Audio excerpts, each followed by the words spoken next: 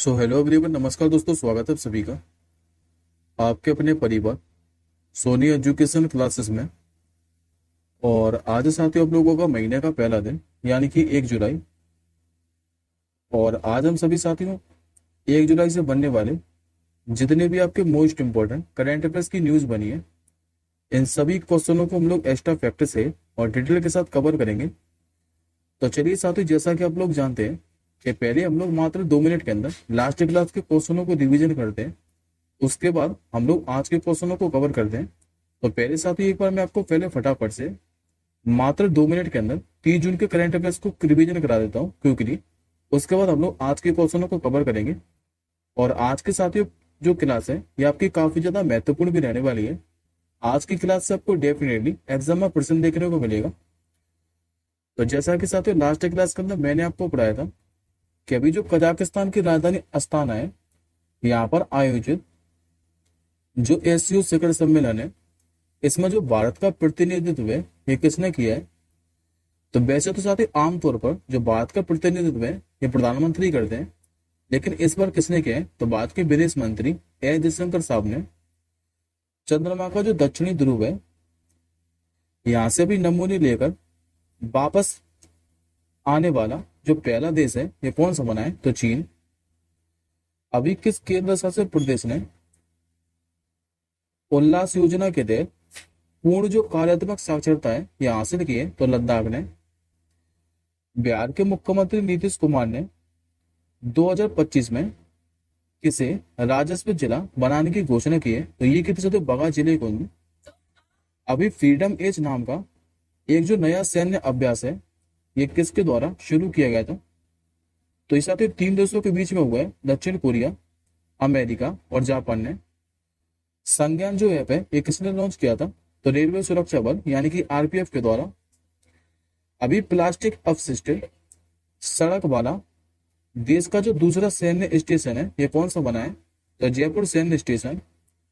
पहला अंतर्राष्ट्रीय dairy federation और एशियाई जो प्रशांत शिखर सम्मेलन है ये कहां पर आयोजित हुआ था तो केरल के कोची के अंदर।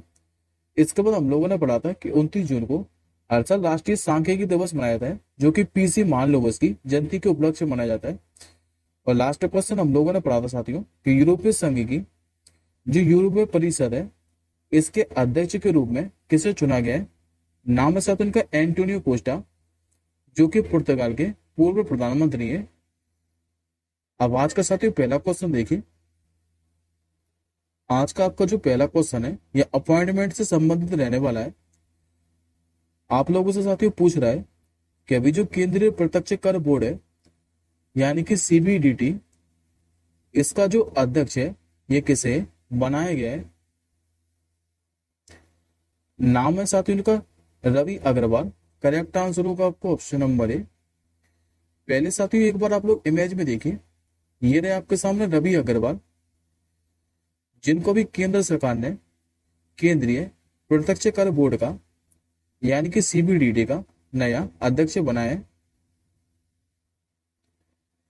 ये जो साथियों रवि अग्रवाल है ये 1988 बैच के आईआरएस ऑफिसर है और ये इस पद पर कब तक रहने वाले हैं तो जून 2025 तक। यदि साथियों अगर आप लोगों से पूछे कि जो रवि अग्रवाल है ये स्थान किसका लेंगे तो ये नितिन गुप्ता का स्थान लेने वाले हैं, जो कि 30 जून को सेवानिवृत्त होने वाले हैं। बात करते साथियों हम लोग सीबीडीटी के बारे में, तो देखिए साथियों जो सीबीडीटी है यानी कि central board for direct taxes, इसकी स्थापना हुई थी 1963 के अंदर। मुख्यालय आप लोगों को देखने को मिलेगा दिल्ली के अंदर। और इसी के साथ साथ एक क्वेश्चन और याद रखिएगा, ये तो भी सीबीडीटी के बाद यदि आप लोगों से पूछे कि जो सीबीआईसी है यानी कि केंद्रीय अप्रत्यक्ष कर और सीमा शुल्क बोर्ड, इसके वर्तमान में अध्यक्ष कौन है। नाम इनका श्री संजय कुमार अग्रवाल। अब आज के दूसरे क्वेश्चन को बढ़ते हैं। आज का साथी आपको जो दूसरा क्वेश्चन है ये भी अपॉइंटमेंट से संबंधित ही रहने वाला है। अभी जो भारतीय स्टेट बैंक है यानी कि एसबीआई, इसका जो अगला चेयरमैन है ये किसे बनाया जाएगा। नाम याद रखेंगे आप लोग सीएस शेट्टी का। करेक्ट आंसर होगा आपको ऑप्शन नंबर बी। ये रहे साथियों आपके सामने इमेज में सीएस शेट्टी साहब, जिनको स्टेट बैंक ऑफ इंडिया का अगला चेयरमैन बनाया जाएगा। अच्छा, सीएस शेट्टी साहब का पूरा नाम क्या है? तो चल्ला श्रीनिवास सुल्लू शेट्टी। फिलहाल साथियों जो सीएस शेट्टी है, ये स्टेट बैंक ऑफ इंडिया में सबसे वरिष्ठ प्रबंध निदेशक है। और यदि आप लोगों से पूछे कि स्थान किसका लेने वाले हैं, तो ये मौजूदा चेयरमैन जो दिनेश कुमार खरा है, इन्हीं की जगह लेंगे, जो कि 63 साल की उम्र पूरी होने पर 28 अगस्त को सेवानिवृत्त होने वाले हैं। बात करते हैं हम लोग स्टेट बैंक ऑफ इंडिया के बारे में। तो इसके साथ ही जो स्थापना ही 1 जुलाई 1955 को हुई थी। यदि आप लोगों से मुख्यालय पूछे तो महाराष्ट्र के मुंबई में है। और एक क्वेश्चन साथियों और पूछता है कि जो स्टेट बैंक ऑफ इंडिया है, इसकी स्थापना किस समिति की सिफारिश पर हुई थी? तो आप लोग याद रखिएगा, गोरेवाले समिति की सिफारिश पर। पहले स्टेट बैंक ऑफ इंडिया को इंपीरियल बैंक के नाम से जाना जाता था, बाद में इसका नाम बदलकर एसबीआई किया गया था। अगला क्वेश्चन देखिए, इस क्वेश्चन पे साथियों स्टार मार्क के करिएगा। हालांकि वैसे ये काफी ज्यादा हाईलाइट प्रश्न है। इस प्रश्न का जो आंसर है ये आप लोगों को पता होगा, लेकिन साथियों इस क्वेश्चन से क्या है कि कई सारे प्रश्न एग्जाम में बन सकते हैं।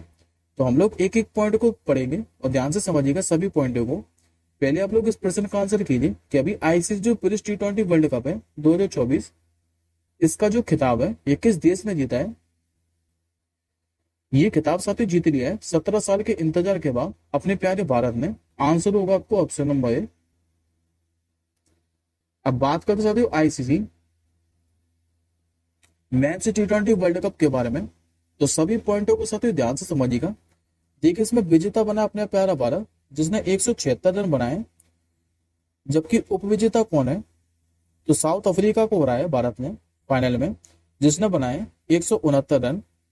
यदि आप लोगों से पूछे कि भारत ने साउथ अफ्रीका को कितने रनों के अंदर से हराया, तो 7 रनों के अंदर से। इसका जो आयोजन है ये कब से लेकर कब तक किया गया था? तो 1 जून से लेकर 29 जून तक। अच्छा, मेजबान देश इस बार कौन सा? तो साथ ही 2 देश मेजबान थे, यूएसए और वेस्ट इंडीज।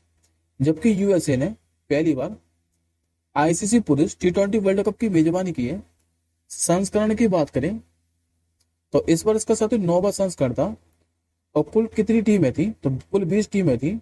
कुल मैच खेले गए थे इसमें 55 और 4 ग्रुप के अंदर बांटा गया था, जिसमें से भारत जो है एक ग्रुप के अंदर शामिल था। ए ग्रुप में कितने देश थे? तो 5 देश थे, यूएसए, कनाडा, आयरलैंड, पाकिस्तान और भारत। फाइनल मैच पूछे कि कहां पर खेला गया था? तो बारबुडास के अंदर कैसिंगटन ओवल स्टेडियम में। इसमें विजेता टीम को कितनी राशि मिली है? तो 20.42 करोड़ रुपए। जबकि उपविजेता टीम को 10.67 करोड़ रुपए मिले हैं। इसके लिए ब्रांड एम्बेसडर किसे बनाया गया था? तो 4 खिलाड़ियों का नाम, जो कि मैं आपको पहले भी कई बार पढ़ा चुका हूं। वेस्ट इंडीज से बनाया गया था क्रिस गेल को, उसेन बोल्ट जमाइका के, युवराज सिंह भारत के और शाहिद अफरीदी यह पाकिस्तान के। इसी में जो प्लेयर ऑफ द मैच है ये किसको चुना गया? तो विराट कोहली को, जिन्होंने 76 रन 59 गेंद के अंदर बनाए। जबकि प्लेयर ऑफ द सीरीज, जिन्होंने सबसे ज्यादा विकेट लिए हैं, ये नहीं सकते जसप्रीत बुमराह ने। इनने टोटल 15 विकेट लिए 8 पारी के अंदर।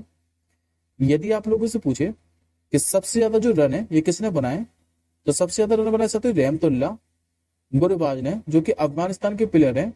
इन्होंने 281 रन बनाए 8 मैच के अंदर। लेकिन सबसे दूसरे जो सबसे ज्यादा रन बनाए ये अपने प्यारे भारत के कप्तान ने बनाए, रोहित शर्मा ने 257 रन बनाए इन्होंने 8 मैच के अंदर। इसी में आप लोगों से पूछ सकता है कि सबसे ज्यादा विकेट किसने लिए? तो अर्शदीप सिंह ने भारत के। इन्होंने टोटल 17 विकेट लिए 8 मैच के अंदर। अब बात करते साथ इसी के साथ हम लोग अंतर्राष्ट्रीय क्रिकेट परिषद यानी कि आईसीसी के बारे में। इसका जो गठन है ये 15 जून 1909 को हुआ था। मुख्यालय का है तो यूएई के दुबई में। अध्यक्ष इसके वर्तमान में ग्रेग बार्कले, जबकि उपाध्यक्ष कौन है? तो इमरान ख्वाजा। अब आज के चौथे क्वेश्चन को बढ़ते हैं। ये भी साथियों इसी से संबंधित क्वेश्चन है। अभी की 3 भारतीय क्रिकेटरों ने T20 इंटरनेशनल क्रिकेट फॉर्मेट से संन्यास का ऐलान कर दिया है। तो देखिए साथियों, आईसीसी जो पुरुष T20 वर्ल्ड कप है, इसको जीतने के बाद 3 भारतीय खिलाड़ियों ने क्या है कि अभी T20 अंतरराष्ट्रीय क्रिकेट फॉर्मेट से संन्यास का ऐलान कर दिया है। ये 3 खिलाड़ी कौन कौन है? तो रोहित शर्मा, विराट कोहली और रविंद्र जडेजा। तो आंसर याद रखेंगे आप लोग ऑप्शन नंबर सी। अगला क्वेश्चन देखिए, हाल ही में द्विवार्षिक रिम ऑफ द पैसिफिक जो अभ्यास है, इसके 29वें संस्करण में भारत की ओर से किसने भाग लिया है? तो भारत की ओर से साथियों भाग लिया है आईएनएस शिवालिक ने। आंसर होगा आपको ऑप्शन नंबर डी।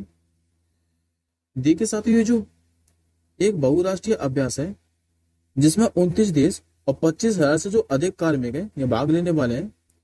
यदि आप लोगों से पूछे कि इस अभ्यास का जो आयोजन है ये किया कहाँ पर जा रहा है, तो इस अभ्यास का जो आयोजन है ये 27 जून से लेकर 1 अगस्त तक हवाई द्वीप के और उसके आसपास के इलाकों में आयोजित किया जा रहा है। रिम ऑफ द पैसिफिक अभ्यास की जो शुरुआत है वो 1971 में की थी अमेरिका, ऑस्ट्रेलिया और कनाडा ने मिलकर। लेकिन भारत ने इसमें पहली बार कब भाग लिया था? 2014 के अंदर। और भारत की ओर से किसने भाग लिया था 2014 में? तो आईएनएस सादरी ने। इसी के साथ साथ एडिशनल इन्फॉर्मेशन में एक क्वेश्चन और याद रखिएगा कि अभी जो आईएनएस शिवालिक है इसने जापान के योकोसुका में आयोजित जो भारत और जापान के बीच में एक द्विवार्षीय अभ्यास है जिसका नाम है जिपेक्स, इसके 8वें संस्करण में भी भाग लिया था। अगला क्वेश्चन देखिए,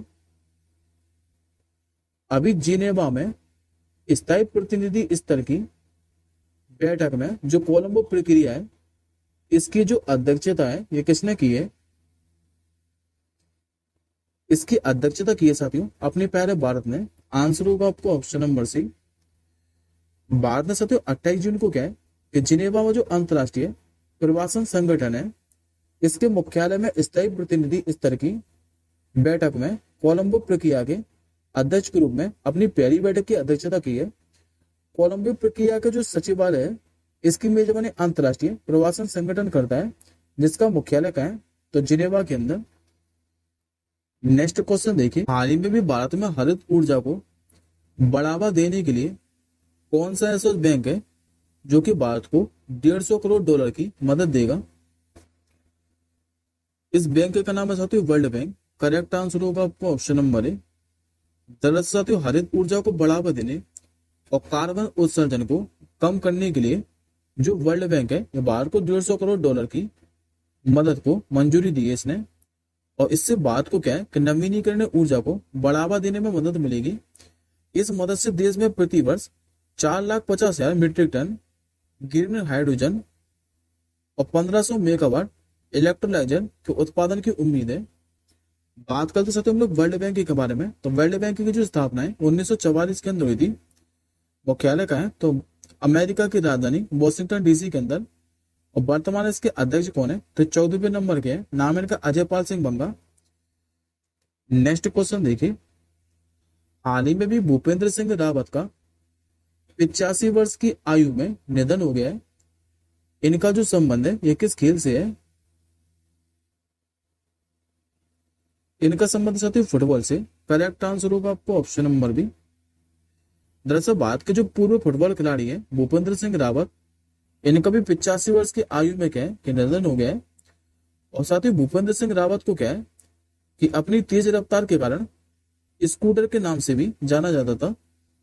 और इसी के साथ ही एक क्वेश्चन और याद रखिएगा, यदि आप लोगों को याद हो तो अभी मैंने आपको पढ़ाया था कि भारत के जो महान फुटबॉल खिलाड़ी हैं सुनील छेत्री, इन्होंने अभी संन्यास की घोषणा कर दी है। तो इसके याद रखिएगा इसी से रिलेट कर।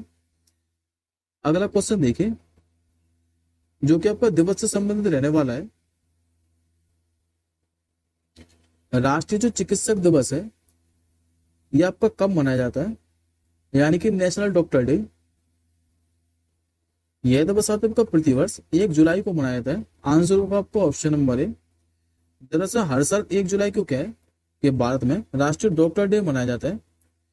ये दिवस साथियों पश्चिम बंगाल के जो दूसरे मुख्यमंत्री हैं डॉक्टर विधान चंद्र रॉय, इन्हीं के जन्म और पुण्यतिथि के सम्मान में मनाया जाता है। इनका जो जन्म है 1 जुलाई 1982 को हुआ था। और इसी तारीख को साथ ही 1962 में क्या है कि इनकी 80 वर्ष की आयु में निधन हो गया था। इसी कारण क्या है कि भारत में जो राष्ट्रीय चिकित्सा दिवस है 1 जुलाई को मनाया जाता है। इस साल की इसकी थीम क्या है?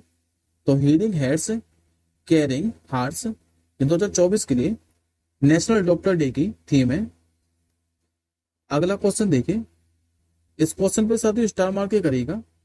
हाल ही में भी महाराष्ट्र की जो पहली महिला मुख्य सचिव है ये कौन बनी है? नाम है साथियों इनका सुजुता सैनिक। करेक्ट आंसर होगा आपको ऑप्शन नंबर ए। अभी जो सुजाता सोनिक है, इन्होंने महाराष्ट्र की पहली महिला मुख्य सचिव के रूप में कार्यभार संभाला है। और इस पद पर कब तक रहने वाली है, तो 2 जून 2025 तक। सुजाता सैनिक की बात करें तो ये 1987 बैच की आईएएस अधिकारी है। ये स्थान किसका लेने वाली है, तो मुख्य सचिव डॉक्टर नितिन करीर का। अगला क्वेश्चन देखें, हाल ही में भी उत्तर प्रदेश के जो नए मुख्य सचिव है ये कौन बने हैं? ये बन चुके साथियों मनोज सिंह। करेक्ट आंसर होगा आपको option number B. Manoj Singh को क्या है कि उत्तर प्रदेश के अभी नए मुख्य सचिव के रूप में नियुक्त किया है। और इनका जो कार्यकाल है 31 जुलाई 2025 तक का होगा। बात करें मनोज सिंह के बारे में तो 1988 बैच के आईएएस अधिकारी हैं। जबकि ये स्थान किसका लेने वाले हैं, तो दुर्गा शंकर मिश्रा का। ये आज का साथियों आपको क्वेश्चन ऑफ द डे है कि अभी महिला टेस्ट क्रिकेट में दोहरा शतक लगाने वाली भारत की दूसरी खिलाड़ी है, ये कौन बनी है? इस प्रश्न का आंसर आप लोग कमेंट बॉक्स के अंदर कीजिएगा। हम जल्दी मिलेंगे साथियों नेक्स्ट क्लास के साथ ही। तब तक के लिए जय हिंद, वंदे मातरम।